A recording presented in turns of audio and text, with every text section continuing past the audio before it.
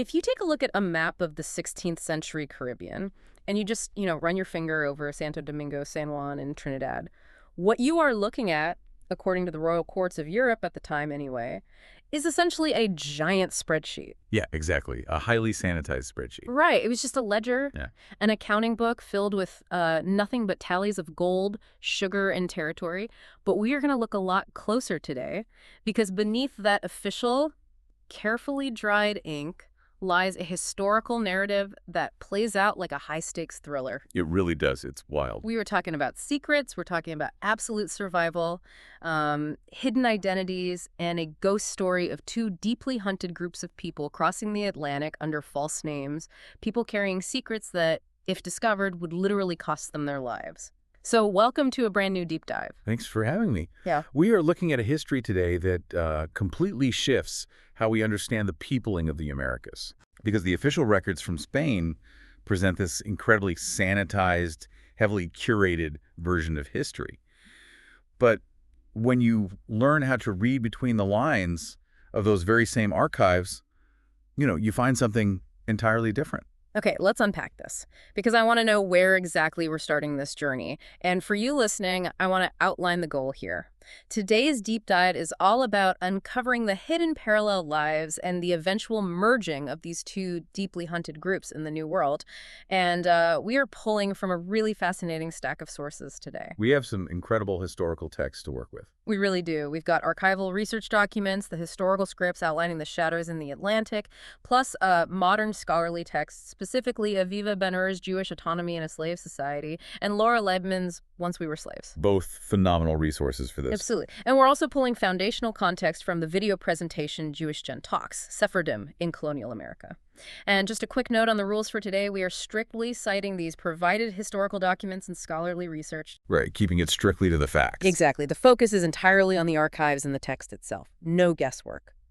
So, setting the scene requires us to understand the official narrative from Spain versus the underground reality. According to the Crown, the Caribbean was totally under control, right? Well, yeah. The Crown's documentation paints a picture of, orderly, profitable colonies populated only by those explicitly permitted to be there. Because they wanted a monopoly on who could even step foot on a boat. Exactly. So we have to start in the early 1500s. The Spanish Empire is trying to construct this religiously and ideologically pure utopian extension of Spain across the Atlantic. Like a perfectly curated fresh start. Right. They wanted a blank slate, tightly controlled by Catholicism and the Crown. And this deep dive follows a very specific arc. We're starting with the suspense and the real danger of the Spanish Inquisition. It was terrifying. Beyond terrifying. And then we move into the tragedy of forced assimilation and finally end up with the triumphant resilience of modern discovery. I love that arc. And we really have to emphasize that the Spanish Inquisition at this point is not just active. It's at its absolute most bloodthirsty in Europe. Oh, without a doubt. And you have Queen Isabella issuing these ironclad royal decrees regarding who is actually allowed to travel to the New World. The decrees were incredibly rigid. Yeah. If we look specifically at the instructions given to Governor Nicolas de Ovando in 1501, the Crown mandated that there were to be no heretics. None at all. Right, no unbaptized souls, and absolutely no practicing Jews or even recent converts allowed passage to the Americas. It was a total ban. I look at these absolute royal decrees of Queen Isabella, and honestly, it just reminds me of a modern corporate PR campaign. A PR campaign. That's an interesting way to look at it. Yeah, like when a massive global corporation releases this incredibly slick, highly produced mission statement about their flawless ethical supply chain. Oh, I see what you mean. Yeah. It's this rigid official narrative of absolute purity. But then you look at the reality on the ground, and it completely ignores who the subcontractors are actually hiring. Right. The boots on the ground are a totally different story. Exactly. The Crown is broadcasting this PR campaign of ideological purity to the rest of Europe, saying, our new world is a flawless Catholic enterprise. But if the decrees were so absolute, how did the very people the Crown wanted wiped from history end up on those caravels? And that right there is the structural flaw in the entire colonial enterprise. Because the official archives are essentially a mask. A mask for what's really happening. Yes. To understand the history of the Caribbean, you have to learn to read the silences. You have to read the lies in the official Spanish logs. The sheer logistical nightmare of managing a transoceanic empire in the 16th century meant that enforcement was often just a facade. Because Madrid is thousands of miles away from the docks. Exactly. The crown could issue all the decrees they wanted in Madrid, but all maritime traffic to the Americas had to pass through Seville. Specifically, an institution called the Casa de Contratación, the House of Trade. The bottleneck for the whole empire. Right. And at those docks in Seville, economic desperation and the need for skilled labor often completely trumped ideological purity. So how are they actually bypassing this? I really want to understand the mechanics here. If you are standing at the docks in Seville and you are officially banned from boarding a ship, what is the actual process of getting on board? I mean, are we talking about bribery, forged It documents? was all of the above. It was a massive decentralized industry of subversion. The people who were officially banned were finding structural loopholes everywhere. Like what kind of loopholes? Well, for one, if you had enough capital, you could purchase forged limpieza de sangre documents. Ah, purity of blood certificates? Exactly. Certificates that supposedly proved you had no Jewish or Moorish ancestry. And port officials were notoriously underpaid, which naturally created a thriving black market for bribes. Pay off the guy at the dock and he looks the other way. Basically. You also had merchants adopting completely new aliases. Or they'd register as a sailor for the voyage, work the ship, and then simply disappear into the local population the moment the ship dropped anchor in Hispaniola or Puerto Rico. They just walk off the ship and vanish. They vanished into the margins. Yeah. And they became indispensable to the very system that wanted them erased. Wow. And that brings us perfectly to the first of the two groups who really mastered this colonial double life. Enter the Negros Ladinos. Yes, a crucial demographic to understand. Now, looking at the archival research, we have to be very precise about who we are talking about here because these were not just any enslaved or free Africans brought to the Americas. No, not at all. The term Ladino in this specific historical context refers to Spanish-speaking, Christianized Africans who had lived extensively in the Iberian Peninsula. It's right there in Europe. Right. Primarily in the heart of Seville, Lisbon, and other urban centers, long before they were ever transported to the Americas. We are talking about people who were deeply entrenched in Iberian society. Let's slow down and explain that for a second, because if you're listening to this and wondering, why there was a massive population of Spanish-speaking Africans living in Spain and Portugal before the transatlantic slave trade really ramped up in the Americas, we have to look at the geography and the timelines. We do. We trace their roots heavily back to the Senegambia region of West Africa. We were talking specifically about the Mande, the Wolof, and the Fulani ethnic groups. Who were prevalent in the early Spanish West Indies. Right. Starting in the 1440s, so decades before Columbus even sailed, Portuguese and Spanish traders were already deeply involved in the slave trade along the West African coast. Taking them directly to Europe. Yes. These captured individuals were brought back to the Iberian Peninsula. And over years, and in many cases over multiple generations, they were forced to absorb the culture, the religion, and most importantly, the language of their captors. So they were fluent. But that fluency wasn't just about knowing vocabulary, right? I mean, it was a deep systemic understanding of the codes of Iberian society. Oh, absolutely. They knew how the oppressor thought, how the bureaucracy worked, how the legal system functioned. That is the defining characteristic of a Negro Ladino, because they possessed an intimate knowledge of the very society that enslaved them. They understood the nuances of the Catholic Church. They understood Spanish legal codes. Which is huge. It's massive. They knew the trade routes, and they completely understood the military tactics of the Spanish. Which made them incredibly valuable to the colonizers in the New World. I mean, because they understood the societal codes of Spain and Portugal so deeply, they were basically deployed to the Americas to act as intermediaries. They were the ultimate middlemen. Right. They were the ones translating, managing, and navigating the incredibly complex, often violent space between the European colonizers and the newly arrived enslaved people directly from Africa. And this is where we really have to establish a crucial distinction in the Spanish colonial vocabulary. Because the archives constantly contrast the Negros Ladinos with what the Spanish called bozal slaves. Bozal meaning someone straight from the continent. Right. A bozal was an enslaved African brought directly to the Americas who did not speak Spanish and had not been forced to assimilate into European culture yet. So what does this all mean for their status in the New World?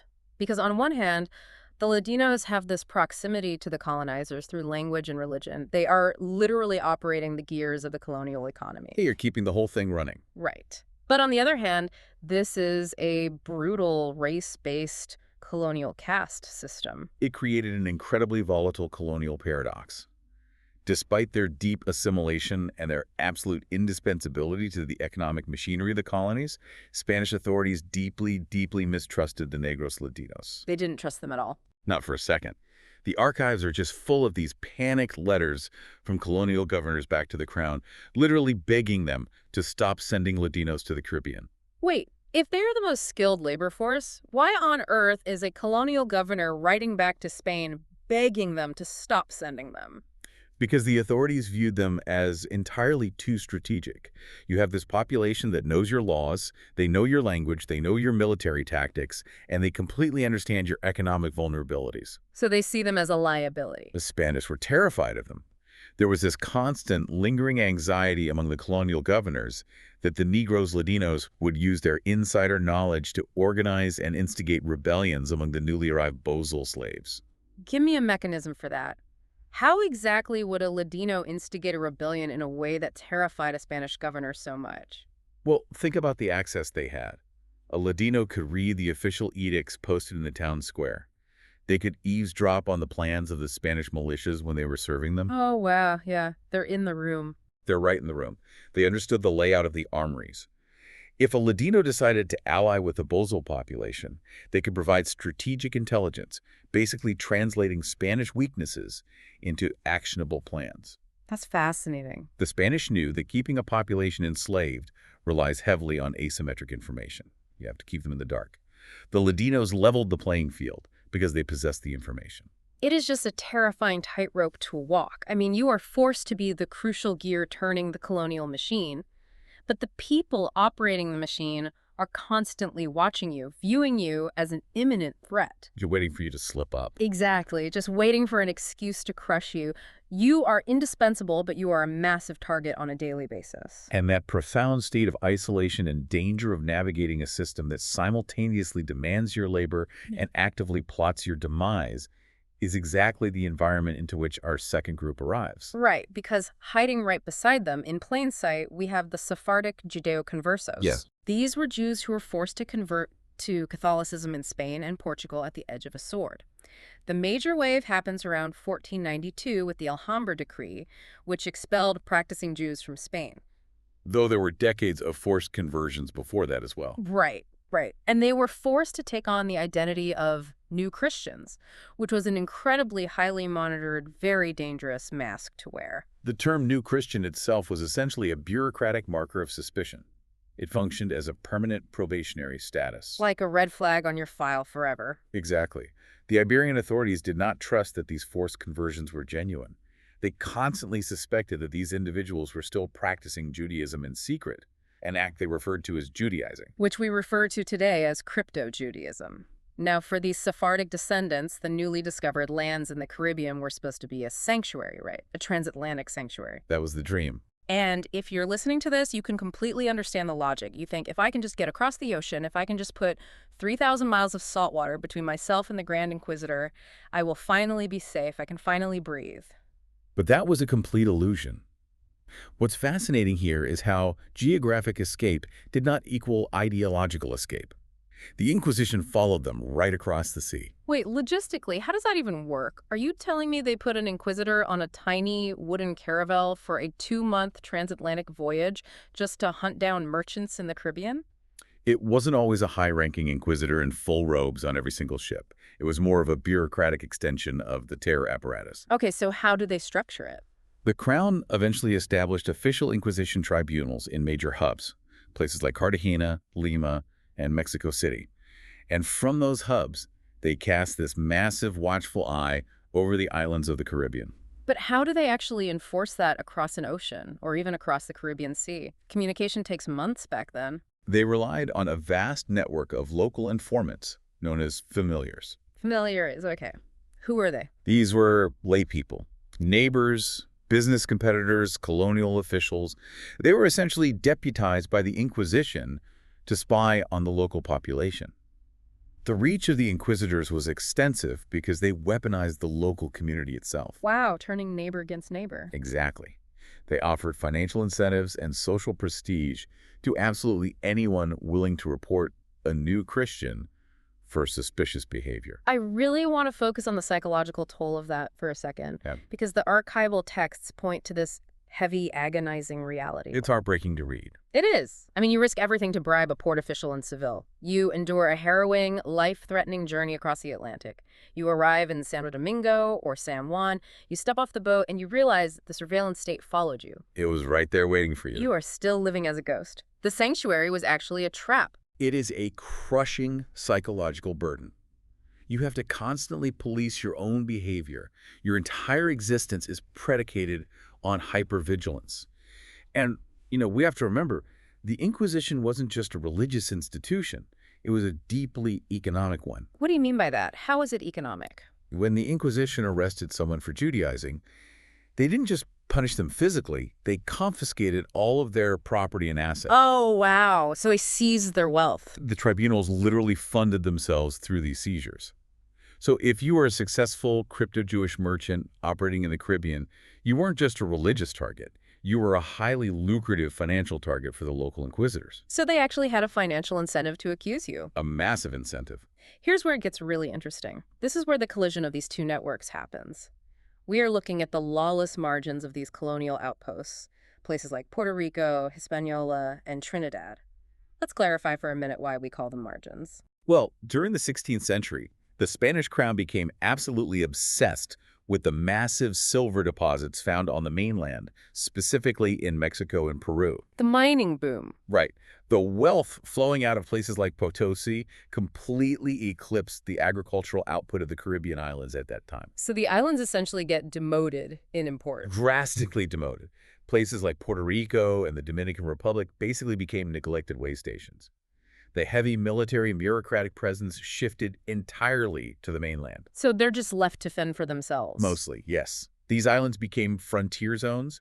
They were chronically underfunded and heavily underpoliced by the Spanish crown. And it's exactly in these neglected margins where the survival network of the Negros Ladinos and the survival network of the crypto-Jews collided. Exactly. They are both operating in the exact same liminal space. And because of that, they recognize each other. Now, not necessarily religiously or racially, but they recognize the shared condition of the double life. The shared trauma of hiding. Right. Think about how a modern underground network operates. You learn to identify the subtle cues of someone else who's also hiding from the authorities.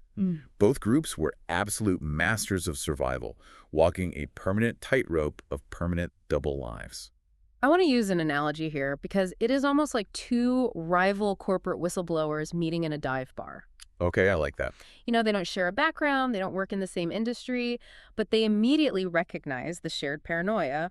They both know exactly what it's like to have a massive, powerful institution actively hunting them. That's a great way to put it. They share a dangerous secret, and they both know they need to subvert the official rules of the system just to stay alive. That shared necessity for subversion is key. And crucially, because the Negros Ladinos were already fluent in Spanish and deeply accustomed to navigating the colonial space as intermediaries, their lives naturally intersected with the Sephardic exiles. Because the exiles needed local connections. Precisely. The crypto-Jews were heavily involved in transatlantic trade, smuggling, and commerce. And those activities required reliable, savvy local partners who knew exactly how to bypass the official Spanish governors. Let's bring in the specific scholarship of Aviva Ben-Ur here from Jewish Autonomy in a Slave Society and Laura Leibman from Once We Were Slaves. I was reading through their research, and they meticulously document how the strict boundaries of the Old World completely deteriorated in these colonial outposts. They really did. The rules of Spain just didn't apply the same way in the margins. So how does that blurring actually look when you open up the historical document? It comes down to sheer demographics, honestly, and the extreme danger of exposure. The pool of practicing European Jews in these territories was incredibly small. Right, because they were banned. Right. So if you are a crypto Jew living in a neglected port town in Puerto Rico, finding another crypto Jew to marry without drawing the suspicion of the local Inquisition informants is remarkably difficult. The danger of absolute exposure is just too high. Because if two new Christians marry, The familios are going to be watching very closely. Exactly. It's too obvious. So what happens? Who are they marrying? The scholarship reveals that Sephardic descendants frequently began to intermarry with Negros Ladinos and free women of color. Wow. Lord Leibman's work in particular tracks the fluid racial classifications in the archives. You can actually see in the colonial ledgers how individuals navigated these categories. What do you mean by navigated? How do you navigate a ledger? Well, a family might be recorded as New Christian in one document, which carries all that suspicion we talked about, but a generation later, due to intermarriage, their descendants are recorded under racial categories like Pardo or Moreno. Ah. And that classification completely masks their Sephardic lineage from the Inquisition. So on the surface, this sounds like this beautiful, romantic coming together of cultures, right? But when you read the historical reality, it is steeped in an immense sadness. It is a profound tragedy. It's born out of pure desperation. To ensure that your bloodline survives in this hostile world, you have to actively participate in the erasure of your own ancient history. Ancient names must be allowed to just fade away. The survival required a systematic, documented erasure of identity. In the official archives of Puerto Rico and the Dominican Republic, the Jewish identity doesn't just fade naturally. It is actively buried by the families themselves. Hebrew prayers were reduced to hushed whispers. Walk me through the mechanics of that erasure. How do you legally bury your own history in the 16th century? It happens primarily through the Catholic Church's baptismal records. The Church was the ultimate record keeper of the colonial era. To be recognized as a legitimate participant in society, to own land, to trade legally, to basically avoid the Inquisition, you had to have a Catholic baptismal record. So it's the ultimate colonial passport. It was. So these merged communities would take their children to the local parish. They would accept Spanish Catholic surnames, and the children born of these unions were legally categorized by the colonial authorities based on the color of their skin, rather than the faith of their ancestors. Their true histories are just buried under baptismal records. Buried entirely. You basically accept a baptismal record that lies about who you are just so your child doesn't end up in front of an Inquisition tribunal. The oppressor's bureaucratic system forced them to choose biological survival over cultural continuity. And this raises a really profound question about how historians define survival. Because for centuries, the academic consensus was that the Inquisition and the colonial caste system won. That they succeeded in wiping them out. Exactly. They thought they succeeded in wiping these identities completely off the map. When historians looked at the ledgers of the Caribbean, they saw only Spanish Catholics and enslaved or free Africans.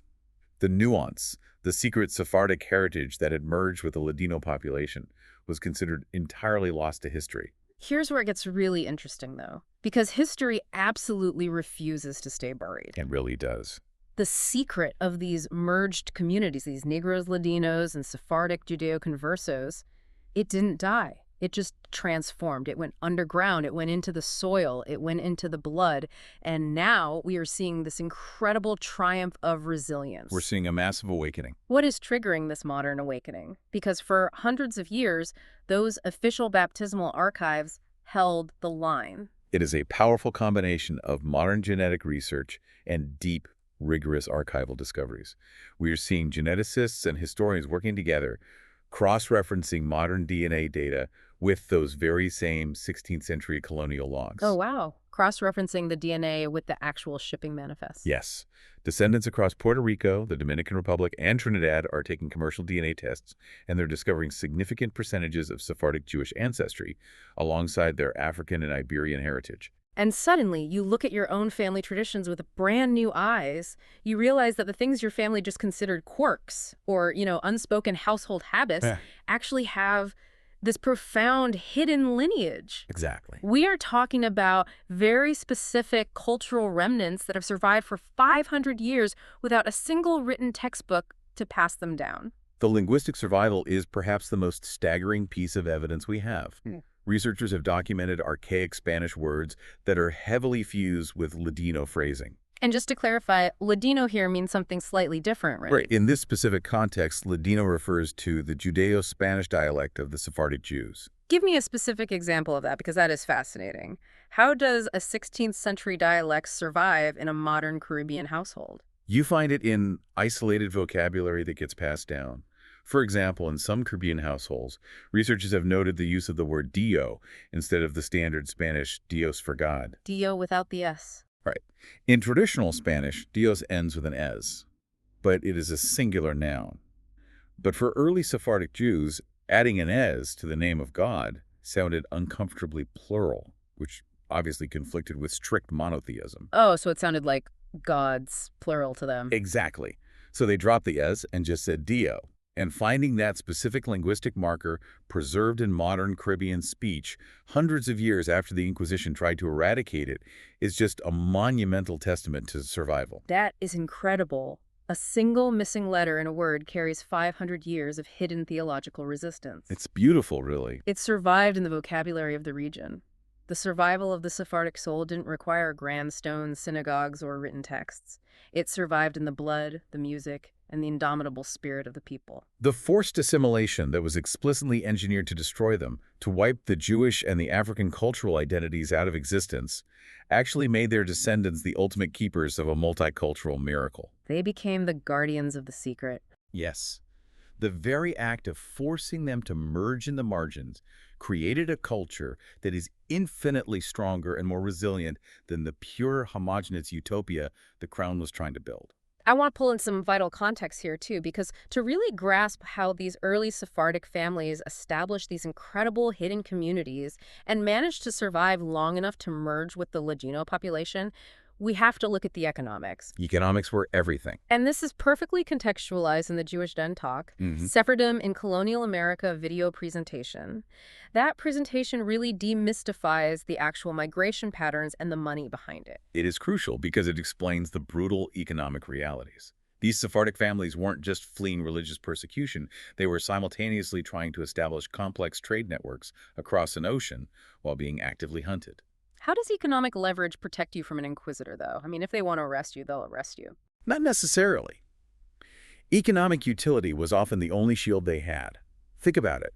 If a local Spanish governor in a neglected outpost like Trinidad desperately needed a merchant's transatlantic connections to secure basic goods or luxury items, The governor's going to look the other way. that governor might suddenly become very, very blind to the fact that the merchant was a new Christian with questionable Catholic devotion. Ah, so they made themselves indispensable. The Sephardic merchants used their international trade networks as leverage.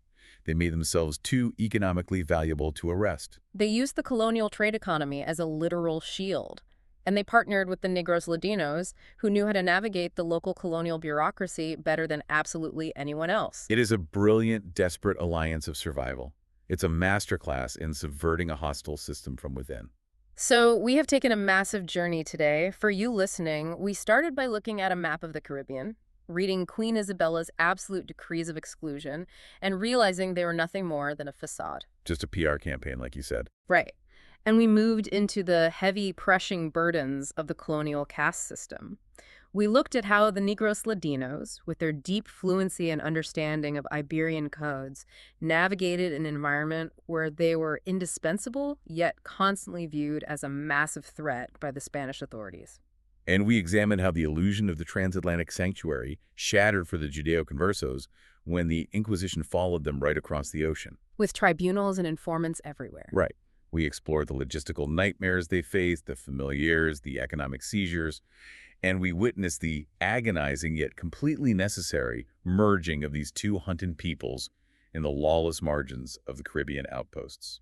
We saw how they had to bury their own histories under Catholic baptismal records just to keep their children alive. But we ended in the vibrant, resilient light of the modern Caribbean, where genetic research and linguistic anomalies like a single missing es in the word for God are unearthing an identity that simply refused to be broken. It couldn't be broken. It only waited to be rediscovered. And as we close, I want to leave you with one final, profound historical irony to mull over. Okay, let's hear it. We spent a lot of time today talking about the archives, right? The ledgers, the baptismal records, the enforced Spanish surnames.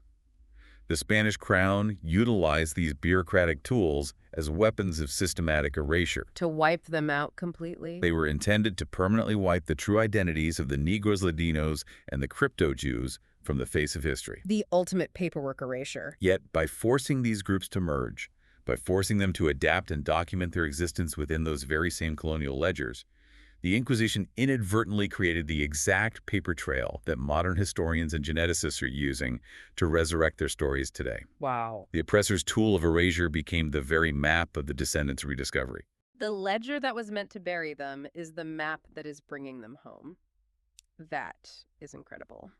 Thank you for joining us on this deep dive into the hidden veins of history. If you take anything away from today, remember to always look beneath the surface of the official record. Keep questioning the ledgers, and we will catch you on the next deep dive.